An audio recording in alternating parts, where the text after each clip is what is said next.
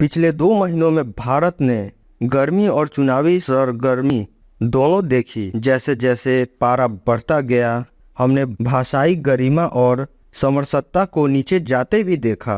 पहली बार चुनाव आएंगे जैसी संवैधानिक संस्था पर लाचारी और दुराग्रह के इतने भीषण आरोप लगते देखे।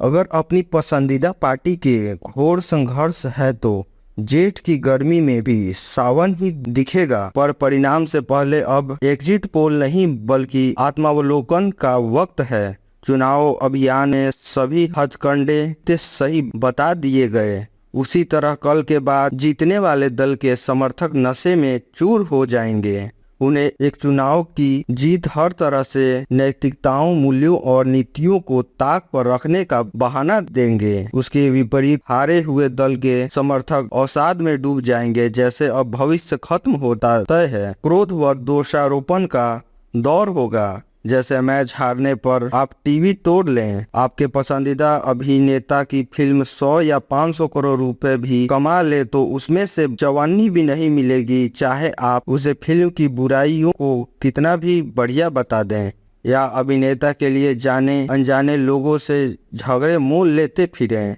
उसी तरह किसी दल के सिर्फ चुनाव जीत जाने से बौराना और सामाजिकता को दरकिनार करना सिर्फ राजनीति के दर पर मानवता की बलि चढ़ाना है। इस बात का प्रारब्ध यही है कि देश चलाना खेल या फिल्म जैसा है, बल्कि यही बात हमें समझनी चाहिए कि देश के नागरिक, संविधान, मूल्य और देश की प्रगति इतनी ज़्यादा महत्वपूर्ण है कि उसे एक चुनावी जीत हार पर नहीं छोड़ा जाना चाहिए। डॉक्टर लोहिया जी ने कहा था, जिंदा कौमें 5 साल इंतजार नहीं करती है। आज के समय में इसका अर्थ सिर्फ धरना या आंदोलन करना नहीं है, अपितु इस बात को समझना है कि देश का भला या बुरा चुनावी परिणाम के एक दिन नहीं बल्कि सालों साल की निरंतरता से निर्धारित होता है। अगर आप एक पार्टी या एक नेता को ही भारत मानते हैं तब आपसे कुछ भी कहना व्यर्थ है, लेकिन अगर भारत माँ और भारतीयता की वह वास्तविक उन्नति के आप पक्षधर है तो परिणाम का दिन एक अलग चिंतन का दिन होना चाहिए।